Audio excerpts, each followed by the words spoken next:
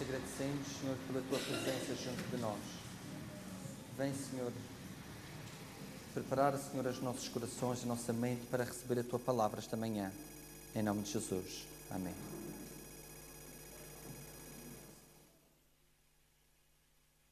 Bom sábado. Damos as boas-vindas a todas as pessoas aqui presentes. E vamos louvar a Deus cantando o hino número 13.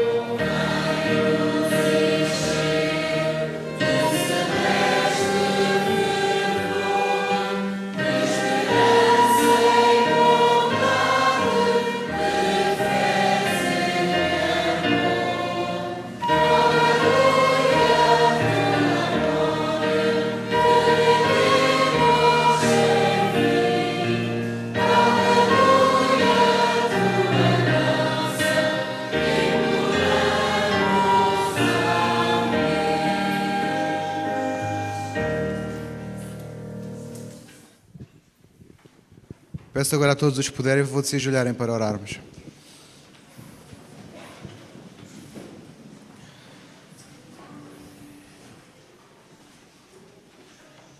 Graças, Senhor, te damos pelo dom do louvor, pela capacidade, Senhor, que tu nos dás de te adorarmos. Sabes como isso, Senhor, preenche um vazio no nosso coração? Vem, Senhor, aceitar o nosso louvor, fraco, Senhor, às vezes, mas, Senhor, onde tentamos estar cada vez mais perto de ti. Vem, Senhor, nos ajudar a crescermos em comunhão contigo, em nome de Jesus. Amém.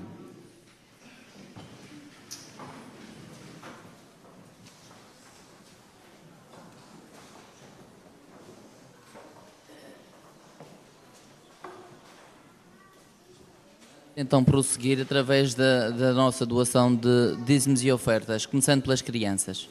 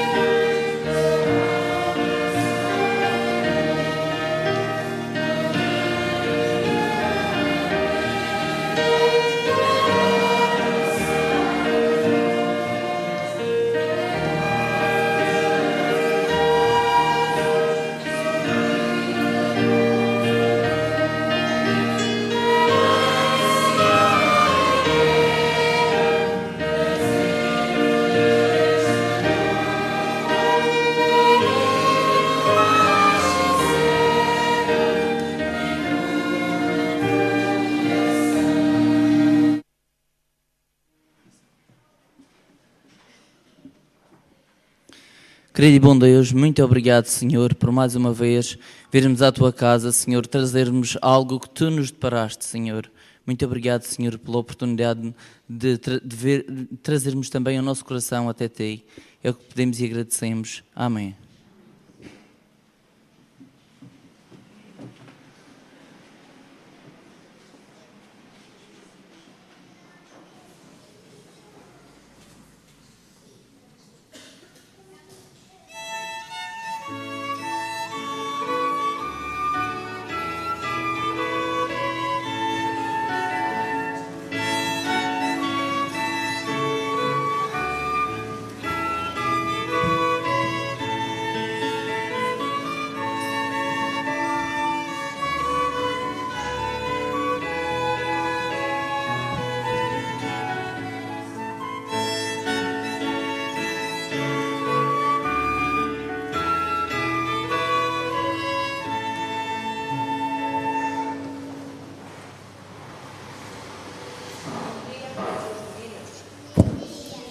E um sábado feliz para vocês todos. Quero pedir a vossa atenção para a história que eu vou contar hoje. Primeiro vou fazer uma experiência, está bem?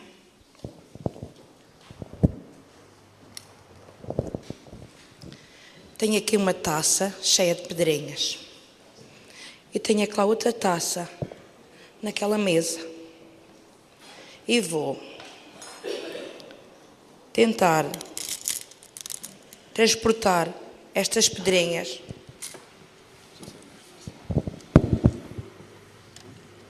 para aquela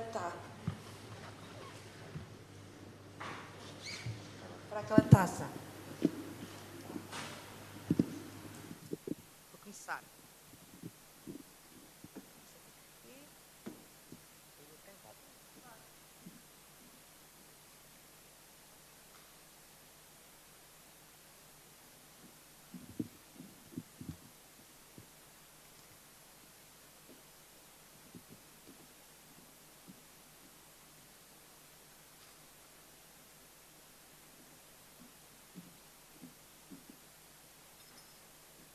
E agora o que vocês acham?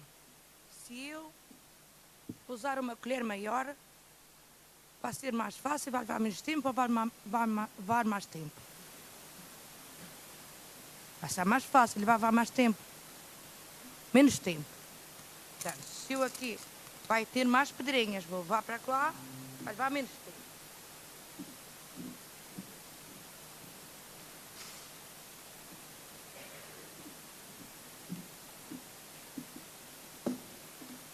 Agora vamos ver uma coisa. E se eu pegassem mais colherzinhas e distribuísse por vocês todos e que cada um levasse a sua colherinha cheia, ia ser mais rápido ou ia demorar mais tempo? Ia ser mais rápido. Rapidamente eu ia esvaziar aqui a tacinha. Mas eu não vou dar, é só para experiência. Ia ser muito mais rápido transportar para cá as pedrinhas de todos nós colaborássemos. E se eu ainda convidasse aqui todos os irmãos que aqui estão e que também eles partilhassem no transporte das pedrinhas, ainda ia ser mais rápido ou ia demorar mais tempo? Ainda ia ser mais rápido, rapidamente assim, se enchia. Olha, é assim. Vocês conhecem, vocês vivem na cidade do Funchal, a maior parte de vocês. E há muitos habitantes na cidade do Funchal, não há? Vocês não conhecem todos, eu também não conheço. Mas conhecemos geralmente aqueles que vivem perto de nós. No nosso prédio, perto de nós, os meninos que andam na escola, connosco, nós conhecemos. É assim, se nós partilharmos também o Evangelho, se eu partilhar, se o outro menino partilhar, se os nossos papás partilharem, será que é mais fácil levar eles a conhecer Jesus, se nós todos partilharmos, será mais fácil do que uma pessoa só. É mais fácil. Eles vão conhecer, a gente vai trabalhar em conjunto, se a igreja toda também ajudar, vai haver mais pessoas que vão conhecer a Jesus, não é? Então eu vou contar a história de um menino chamado Marco, que ele vivia no Brasil. E ele, aos 3 anos, já ajudava a mamã a distribuir folhetos. e a falar de Jesus. Mas com 3 anos, ele partilhava com muito carinho e amor, juntando-se à mãe. Mas ele não se lembrava de muita coisa, porque ele não falava, não partilhava com as outras pessoas de Jesus, porque ele ainda não sabia. Mas ele cresceu e tornou-se mais ou menos do vosso tamanho. E a professora da escola sabatina um dia combinou com os meninos para irem fazer uma partilha com as pessoas através de folhetos. Cada um ia levar folhetos, iam sair com a professora, iam lá para fora, para a cidade, e iam distribuir folhetos. E assim fizeram. O Marco, ao princípio, quando começou a distribuir os folhetos, ele estava um pedacinho tímido, porque já era maior, não tinha 3 anos. Os meninos, quando têm 3 anos, geralmente não têm vergonha. Mas quando tornam-se maiorzinhos, aí com 7, 8 anos, às vezes têm uma certa vergonha. Ao princípio, o Marco distribuiu assim muito envergonhado. Mas depois, ele viu a recepção das pessoas que estavam gostando e ele distribuiu todos os seus folhetos e ainda ajudou os outros meninos. E quando ele voltou para casa, ele partilhou com os seus papás. O papá do Marco era pastor. E ele disse: papá, eu já sei o que vou ser quando for grande. Eu vou ser missionário. Porque eu vou partilhar com os outros a palavra de Jesus. Vou dar a conhecer aos outros de Jesus. E na Bíblia está assim escrito. Vamos lá ver. E então se dirigiu aos seus discípulos. Esse foi Jesus que disse: a seara na verdade é grande, mas os trabalhadores são poucos. Vocês sabem o que é uma seara? É um campo onde se semeia cereais, trigo, aveia, centeio. É nesta altura do ano que as searas estão maduras. E é preciso muitas pessoas para ir lá recolher o trigo, ou a cevada, ou o centeio, os cereais. E às vezes as searas são muito grandes. Agora já nos países, aqui na Madeira não. Nos países grandes, onde há grandes planícies, onde as máquinas podem entrar, as máquinas fazem esse trabalho. Mas aqui na Madeira ainda não é. E agora, nesta altura, as searas estão maduras e é preciso ir lá alguém apanhar. E então, geralmente, os donos das searas convidam os vizinhos ou outras pessoas contatadas para ir recolher os cereais, para recolher o trigo ou a cevada, para depois eles recolherem o grão. Portanto, é preciso muitas pessoas, que uma pessoa só vai levar muito tempo. Assim é nós, se levarmos o Evangelho. Jesus, quando disse que a seara era grande e poucos aqueles que iam para lá ceifar, quer dizer que nós, o mundo, a cidade é muito grande, há muitas pessoas que ainda não conhecem Jesus. Mas, se vocês distribuírem os vossos folhetos, e se nós convidarmos os nossos papás, e se nós também contagiarmos a igreja a fazer esse trabalho, será que vai demorar menos tempo as pessoas aqui na cidade do Funchal a conhecerem a Jesus? Será? Vai ser menos tempo. Portanto, eu neste momento vou dar a vocês um folheto que vocês vão distribuir hoje a quem vocês acharem que devem distribuir. E também vou convidar a igreja toda para que também possam fazer o trabalho que vocês vão fazer. Porque se vocês, que são pequenos, vão fazer esse trabalho, vão conseguir falar a alguém. Mas se a igreja toda também fizer, vai ser muito maior o número de pessoas que vão ser contatadas. Portanto, eu desejo que vocês hoje possam fazer o vosso trabalho e que a igreja também possa fazer o trabalho para que o Evangelho possa avançar e para que Jesus possa vir mais rapidamente. E desejo a todos vocês um resto de um bom sábado e depois que vocês possam sentar em silêncio no vosso banco ao ouvir a mensagem que Jesus preparou para cada um de nós hoje no dia de sábado.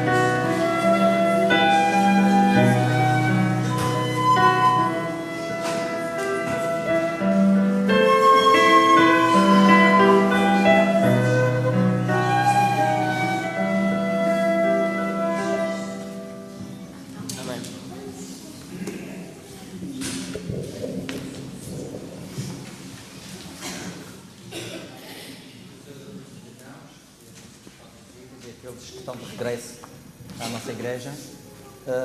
Eu sei que já era hora de eu estar a terminar, mas peço a vossa paciência e a vossa compreensão. Enquanto o Alexandre tocava, já tentei reduzir algumas partes daquilo que vos tenho para apresentar hoje, mas vou tentar ser o mais breve possível para que todos possamos ouvir a mensagem do Senhor esta manhã. Em 2001, em fevereiro de 2001, em El Salvador, a terra tremeu. E tremeu de tal maneira que cerca de 3.000 pessoas faleceram. Quase toda a cidade ficou destruída. E então, rapidamente, todos os voluntários, aqueles que ainda tinham forças para trabalhar, começaram nas buscas, o resgate daqueles que eventualmente estariam vivos e também para recuperar os corpos mortos. Depois de longos 4 dias de trabalho árduo, estavam a se preparar para terminarem as buscas. E quando alguém reparou, no meio dos escombros, um braço se mexia lentamente. O alerta foi lançado e toda a gente se pôs à volta daquela pessoa que estava ali debaixo dos escombros e levaram cerca de 4 horas para poderem tirar aquela pessoa debaixo dos escombros. Mais tarde, já no hospital, perguntaram àquele senhor de meia idade como é que ele tinha conseguido sobreviver durante 4 dias naquele estado, sem comer e sem beber. A resposta deste senhor foi: eu resolvi viver. Não queria morrer. E então ele achava que seria resgatado. Todos nós, quando nascemos com este desejo, o desejo de viver. Nunca esqueça uma experiência pessoal que eu tive quando o João Pedro nasceu. O João Pedro nasceu com 8 meses, tão pequenino que quase nem tinha forças para respirar, quase nem tinha forças para sobreviver. Mas ele tinha esse desejo dentro dele, que era de viver. E ele lutou durante 15 dias na incubadora, ele lutou pela vida. E hoje anda aí um rapazinho que me tira quase o juízo. Irmãos, quando uma vida humana, quando uma vida de uma pessoa está em perigo, está ameaçada, nós tomamos atitudes incríveis para salvar. Seja quem for, seja um ladrão, seja um mendigo, qualquer pessoa. Se nós vemos que essa pessoa está em perigo de vida, está prestes a morrer, nós esquecemos tudo e tentamos salvar essa pessoa. Tenho uma experiência para vos contar, não minha, não pessoal, mas de alguém muito próximo de mim. No dia 20 de fevereiro de 2010, todos nós sabemos o que é que aconteceu. Já vos contei aqui a minha história, a história do meu lar, mas vou-vos contar uma história bastante arrepiante. Muitas das pessoas estavam prestes a morrer também. Ali embaixo, ao pé do mercado, na esquina da Fenornelas com a Rua do Anadia, havia muita água, muita rocha e algumas pessoas que vinham com a água, juntamente com a água. Um dos meus irmãos estava numa das esquinas e viu um senhor e uma senhora agarrados um ao outro. Eles estavam a lutar para viver. E o meu irmão não pensou em mais nada. Meteu-se na água, agarrou-se a um poste, não sei se era o semáforo, se era um poste de luz, e aventurou-se naquela difícil missão de salvar aquelas 2 pessoas. Estendeu o seu braço e o Senhor, ao ver que a salvação estava ali próximo, perto dele, estendeu também o seu braço, agarraram-se um ao outro e, para espanto do meu irmão, quando puxou aquelas 2 pessoas com muita força, ele teve que fazer muita força. O meu irmão é bastante forte até. Ele salvou não 2 pessoas, salvou 3 pessoas. Porque a senhora estava grávida e já com uma barriga bem grande. E nós lutamos, irmãos, quando estamos aflitos, quando estamos em perigos, nós lutamos também para viver. E assim também aconteceu com aquele casal. Apesar disto, há uma verdade sobre a qual nenhum de nós gosta de pensar. É que a nossa vida corre perigo. Nós estamos aqui todos sentados, irmãos, a ouvir a palavra de Deus. Mas a nossa vida corre perigo.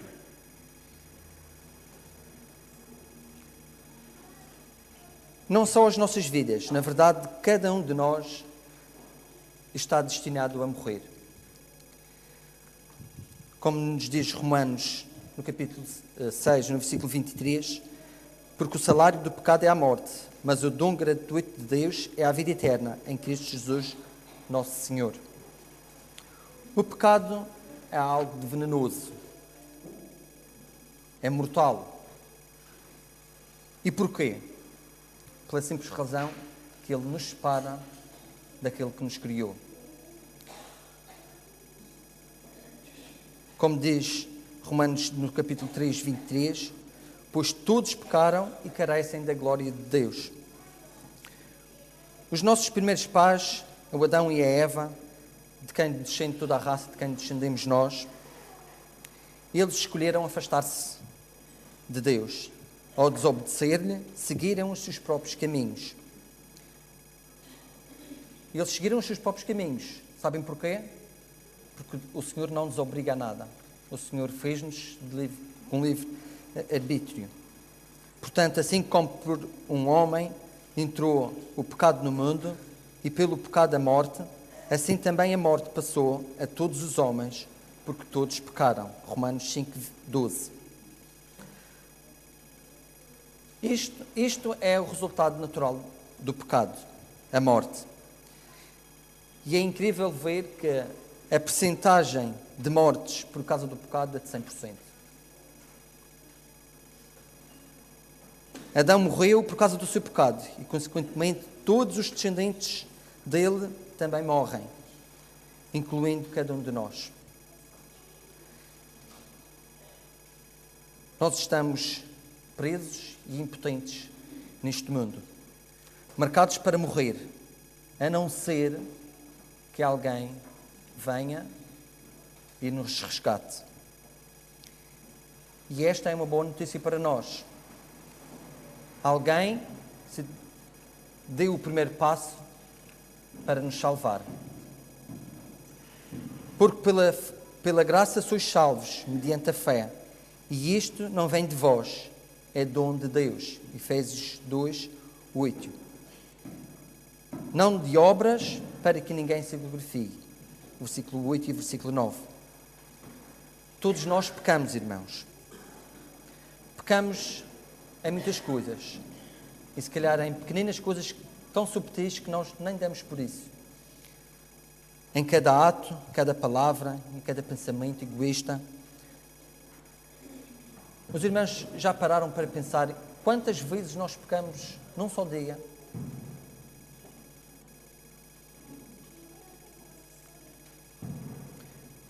O problema é que nós somos pecadores, e somos pecadores por natureza.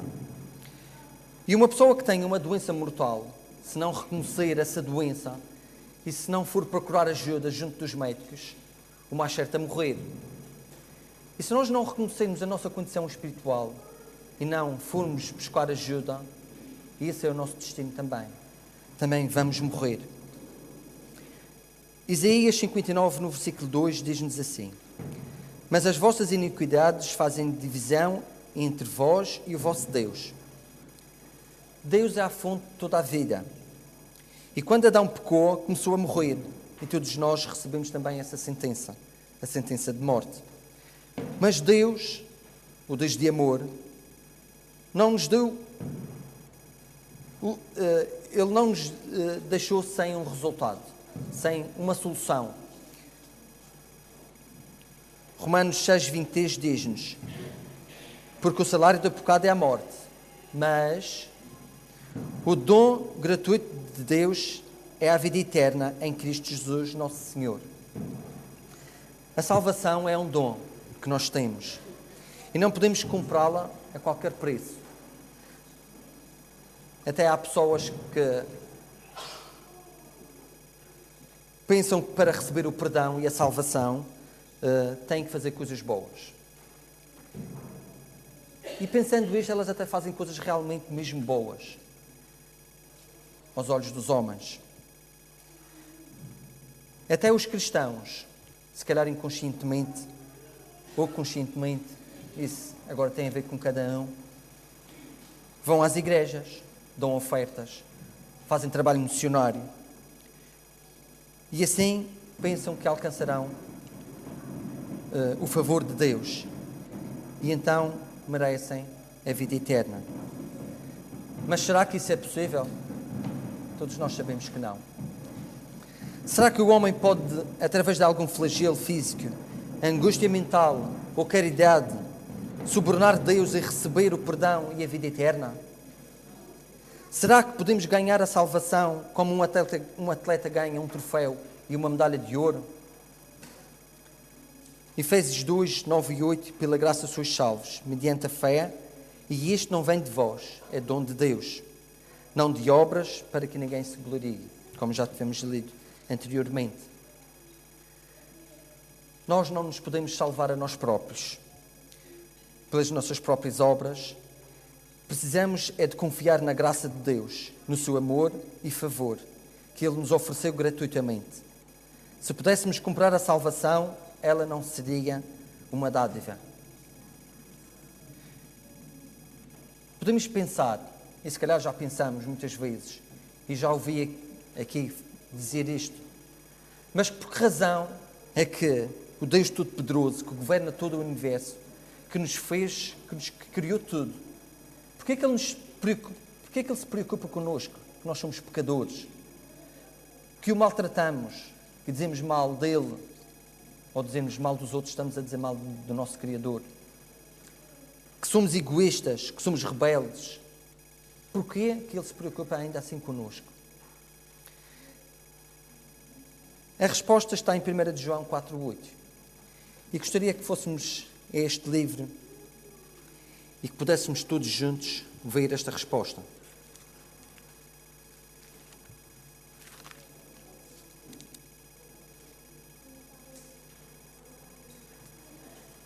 João, 1 de João 4,8. Esta é a resposta para esta pergunta. Porquê é que Deus ainda se preocupa connosco? Porquê é que Ele, ao ver que só dizemos mal dele, que não o adoramos como devemos adorar, que o maltratamos, que o crucificamos, porquê é que Ele ainda se preocupa connosco? Aquele que não ama não conhece a Deus. Eu quero ouvir o resto do versículo. Porque Deus é amor. A maior parte de nós aqui, quase todos nós somos pais. E eu lembro-me quando João Pedro era bem pequenino, quando ele saiu do hospital, as enfermeiras disseram-nos para tomar muito cuidado com ele, não deixar ele chorar muito, que ele ainda estava um pouco fraco. E houve ocasiões que ele chorou bastante, chorou noites inteiras.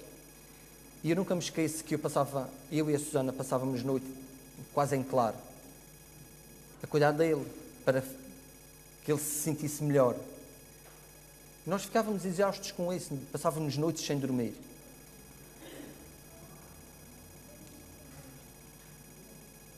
E será que eu tinha coragem de pegar no João Pedro, bater na porta do meu vizinho e dizer: olha, agora cuido dele que eu já estou cansado, já não posso mais e não quero saber mais dele? Será que eu ia fazer isso? Claro que não. Algum dos irmãos fazia isso com os vossos filhos. E por que não? Porque o amamos. Porque é nosso. Fomos nós que o fizemos. Foi Deus que o criou. Foi Deus que o fez crescer na barriga da Susana. Mas Ele é nosso. Nós o amamos. E com Deus passa-se a mesma coisa. E nós não deixamos de amar os nossos filhos porque eles são rebeldes, porque eles são desobedientes. Nós não deixamos de amar os nossos filhos por causa disso. E é a mesma coisa que se passa com o nosso Criador. Deus ama-nos e Ele nunca nos ia abandonar.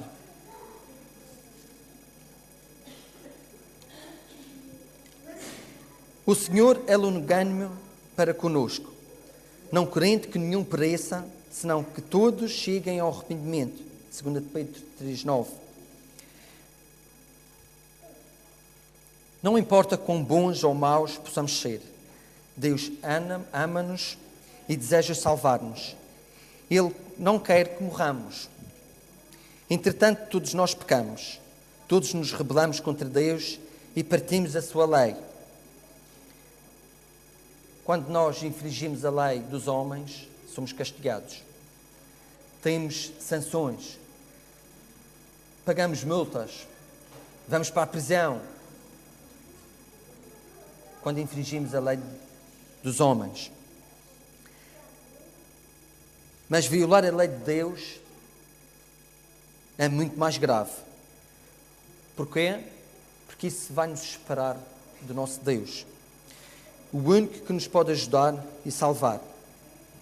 E apesar de Deus ser um Deus de amor, Ele também é um Deus de justiça. Ele providenciou um substituto para morrer por cada um de nós, para morrer no nosso lugar e pagar toda a culpa dos nossos pecados. Para quê? Para que pudéssemos viver. Porque Deus amou o mundo de tal maneira que deu o seu Filho unigênito, para que todo aquele que nele crê não pereça, mas que tenha a vida eterna. Jesus viveu nesta terra como homem, enfrentou os mesmos problemas e tentações que nós. Ele viveu uma vida de perfeita obediência. Então, como representante sem pecado da raça humana, Cristo voluntariamente tomou sobre si a culpa de todos os seres humanos e morreu na cruz em favor de cada um de nós. Em Romanos 5:19, Paulo escreve e diz: porque, como pela desobediência de um só homem, muitos se tornaram pecadores, assim também, por meio da obediência de um só, muitos se tornarão justos. Jesus foi tratado como nós merecíamos ser tratados, para que fôssemos tratados como Ele merece. Ele foi condenado pelos nossos pecados e sofreu a morte para que pudéssemos ter a vida eterna. E desta forma, Deus pode dar-nos a vida eterna sem deixar de ser justo. Não por causa de qualquer coisa boa que tivéssemos feito, mas porque Deus pode nos dar o crédito pelo que Cristo fez, pela vida perfeita que Ele viveu. Crer em Cristo significa mais do que reconhecer que Ele morreu há mais de 2000 anos. Diz-nos a Bíblia em Provérbios 3, 5 e 6: confia no Senhor de todo o teu coração e não te estribes no teu próprio entendimento. Reconhece-o em todos os teus caminhos e Ele endireitará as tuas veredas. Confiamos nós nele? Confiamos nele de verdade, irmãos? O suficiente para permitir que Ele controle a nossa vida? Que Ele diga: vai por este caminho, não faças isto. Nenhum de nós poderá algum dia vangloriar-se de ter sido salvo a si mesmo. Toda a glória pertence a Deus. É a graça da parte de Deus e a fé da parte do homem, confiança total em Deus. De boa vontade permitimos que Ele controle a nossa vida. Receber a salvação é tão simples. No entanto, pode tornar-se muito difícil e complicada. A pergunta que precisamos responder é a mesma que veio dos lábios do carcereiro filipense, quando Paulo e Silas, naquela noite em que um terremoto abriu a prisão, disse. A pergunta que ele fez a Paulo é: que devo eu fazer para ser salvo? Existem 4 pontos, irmãos, que nós temos que compreender e reconhecer para saber que somos salvos. O primeiro é que a salvação é um dom de Deus. É um dom gratuito que Deus nos dá. A segunda é que todos nós somos pecadores. Todos nós pecamos. Assim como por um homem entrou o pecado no mundo, e, consequentemente, depois disso, todos nós somos pecadores. O terceiro é que nós temos um problema. E o problema esse problema significa que todos vamos morrer por causa desse pecado. E o quarto ponto é bastante importante. Temos uma solução. E temos que entender que temos uma solução. Temos que reconhecer que essa solução é Jesus.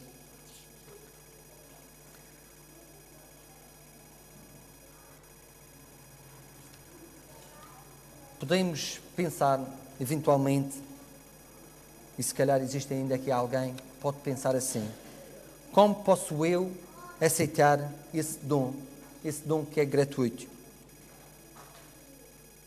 Se formos a Apocalipse no capítulo 3, no versículo 20, e penso que é um versículo subejamente conhecido de muitos irmãos.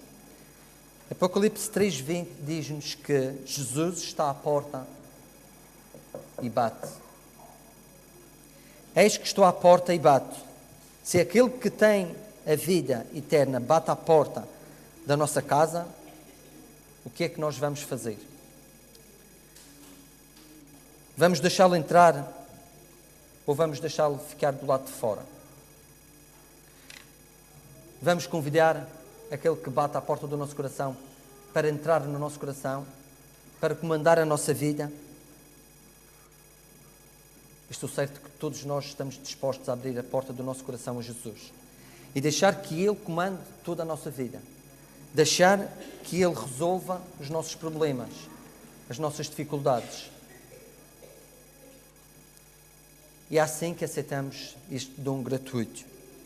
Simplesmente se deixarmos Jesus entrar na nossa vida, entrar no nosso coração. E quando nós fazemos isto, irmãos, acontecem coisas maravilhosas.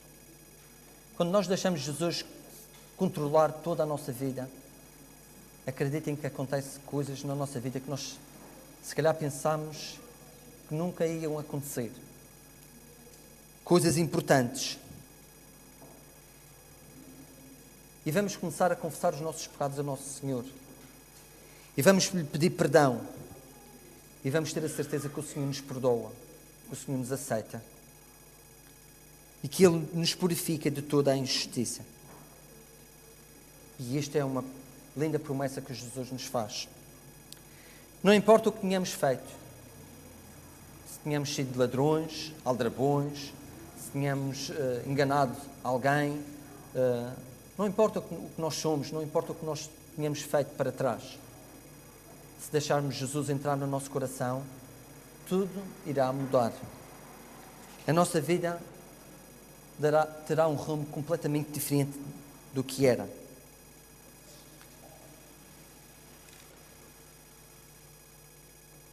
A Bíblia diz-nos que Jesus pode lançar os nossos problemas, os nossos pecados, nas profundezas do oceano. E assim, eles são esquecidos para sempre. Quando Jesus perdoa, Ele esquece. E também devemos fazer o mesmo. Quando nós perdoamos alguém, devemos esquecer, como Jesus faz connosco. Acreditar significa ter fé e confiança. E aceitar o dom da salvação. Ele perdoa os nossos pecados e também dá-nos o poder para caminhar nos seus passos. Quando respondemos àquele que toca à porta dos nossos corações e convidamos Jesus para entrar, Ele purifica o nosso coração pecaminoso e perdoa-nos. Ele também dá-nos o poder para mudar e vencer o pecado e torna-nos cada vez mais semelhantes a Ele. Quando Jesus vive em nós, podemos ter a certeza absoluta que teremos a vida eterna. Não temos que nos preocupar e seremos salvos e viveremos a vida eterna com Jesus. Aquele que tem o Filho tem a vida, diz-nos 1 João 5,12. Aquele que não tem o Filho de Deus não tem vida. Estas coisas vos escrevo, a fim de saberdes que tendes vida eterna. No dia 31 de dezembro de 1995, John Clancy, um bombeiro veterano na cidade de Nova York, foi chamado para combater um fogo, um incêndio. Ele e a sua equipa. E foram chamados para combater as chamas num prédio da cidade de Manhattan. Um lugar onde havia muito tráfico de droga. Com o incêndio já fora de controle, os bombeiros ficaram preocupados, porque com certeza existia alguém dentro daquele prédio. E eles não pensaram duas vezes. Este bombeiro, veterano, um veterano já na sua arte, não pensou duas vezes. Avançou porque sabia que existia ainda alguém dentro daquele prédio. E quando ele entrou num prédio em chamas, completamente descontrolado, cheio de fumo, não viam nada, o teto do segundo andar desabou. E infelizmente o John faleceu. Quando o encontraram, estava irreconhecível. Este bombeiro acreditava que todas as vidas tinham um valor. Por isso, ele arriscou a sua vida para salvar quem fosse que estivesse lá dentro. Aquele edifício era frequentado por drogados, por ladrões, por prostitutas, por mendigos. E ele não se preocupou com quem estava lá dentro, de que classe social era, o que é que faziam, o que é que não faziam. Ele preocupou-se em salvar vidas. À medida que os detalhes desta história foram tornados conhecidos, os investigadores descobriram que aquele tinha sido um incêndio provocado. Edwin Smith, um dos marginais que estava no prédio, tinha sido ele que tinha posto fogo àquele prédio. A verdade é que John Clancy estava a tentar salvar exatamente a pessoa que tinha provocado aquele incêndio. E ele deu a vida por um incendiário. Jesus fez o mesmo por nós. Deu a vida por aqueles que o crucificaram na cruz. Eu gostaria que todos nós abríssemos o nosso cenário.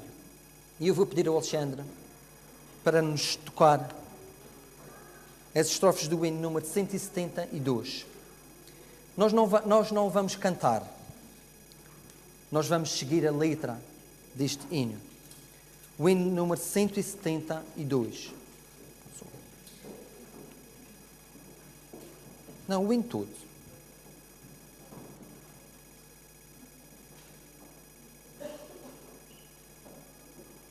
E quero que os irmãos prestem bem atenção à letra deste hino.